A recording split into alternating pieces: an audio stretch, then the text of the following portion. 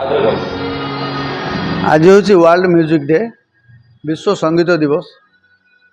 ये संगीत दिवस को आम प्राय 8 वर्ष है आम सेलिब्रेट कर भद्रक माटी रे। ये संगीत दिवस ओडिशा कहीं सारा भारत वर्ष बोधे 2-3 जगार संगीत दिवस पालन करेक जानती ना, किंतु 8 वर्ष आम कला भी निराट सत कथा कह जुगल समय कल्चरल डिपार्टमेंट रू कहवा पर किसी पैसा आमको सैंक्शन प्रत्येक वर्ष यही अनुष्ठान पे हुए यही पर्पज रे आज पर्यंत आउ तापरे आउ से टंका आउ बढ़ी ना जुगल नहांती तापरे आउ जने एमएलए गले नुआ एमएलए एथर आछंती ताकू भी गत वर्ष कहितलु से ए वर्ष प्रतिश्रुति देइछंती जे मंत्री के कहि कि किछि बढ़ाइबे। एबे कोन बढ़िबो सेटा म जानि नै। देखो ये संगीत केवल आप तो कलेक्टर को शुणिले जे संगीतर महात्म्य संगीत कौन, तेणु से संगीत को प्रचार प्रसार करने मु आज यही बयस पर्यंत आहरी जिते पर्यंत बंची थी संगीतर प्रचार प्रसार करने दिगरे मैं रही एवं यही संगीत को पाथेय करके बहुत छात्र छात्री माने विभिन्न प्लाटफर्म रे भल गाउछंती एवं एक अनेक ये संगीत को आजिका डेट्रे जीविका भी करुँच।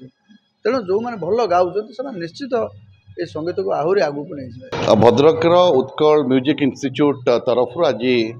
वर्ल्ड म्यूजिक डे अवसर में जो वर्ल्ड म्यूजिक डे पालन करा जाउछि एटा निश्चित भाव में एक स्वागत योग्य पदक्षेप एवं मो एही परिप्रेक्षी रे उत्कल म्यूजिक इंस्टीट्यूट रो समस्त कर्मकर्ता सभापति संपादक समस्त को साधुवाद ज्ञापन करुछि एवं ए वर्षर म्यूजिक माने वर्ल्ड म्यूजिक डे रो मध्य थीम रही जे म्यूजिक फॉर हीलिंग। तेणु आम म्यूजिक को केवल जे गोटे शुणिकी